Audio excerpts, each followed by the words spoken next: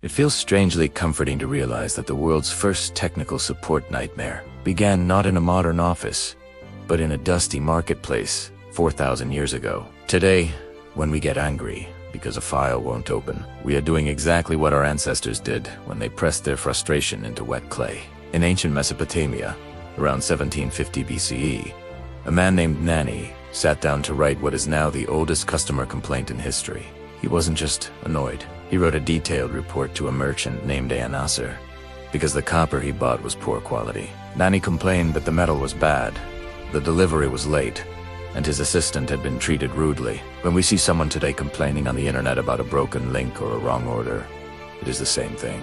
The only difference is that 4,000 years ago, they didn't use keyboards, they used sharp sticks and clay. The people who wrote these tablets were called scribes, computer experts of the ancient world. But their job was much harder than ours. They had no delete button and no undo step. They worked with wet clay.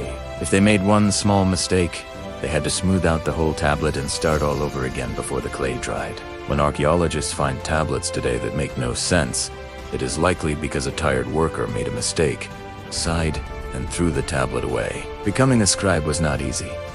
It took many years of hard school. Students had to learn hundreds of different signs and how to do difficult math. They were the ones who kept track of the city's money, the bags of grain in the warehouse, and the laws of the king. They were the hard drive of the entire government, and, just like us, they had problems with lost files. Some tablets have been found that say, "The record for the grain delivery is missing."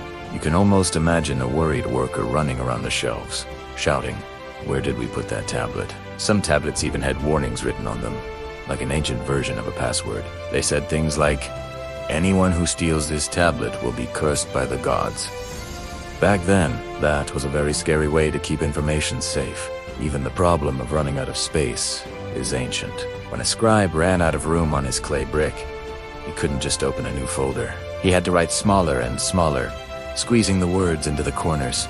We still see tablets today where the writing is tiny because the person was trying to fit everything on one piece of clay. The biggest irony is that our modern technology is actually weaker than theirs. Our photos and files can be deleted in a second, and hard drives break after a few years. But the clay tablets of Mesopotamia have survived fires, floods, and wars. In fact, when a library caught fire in the ancient world, it didn't destroy the records, it actually baked the clay and made it as hard as stone.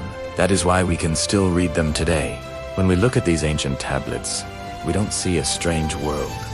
We see ourselves. We see the angry customer, the clerk who lost a file, and the worker stressed about a mistake. Tools change, but the way humans deal with information and the stress of work has stayed exactly the same for 4,000 years. The world's oldest complaint is still sitting in a museum today.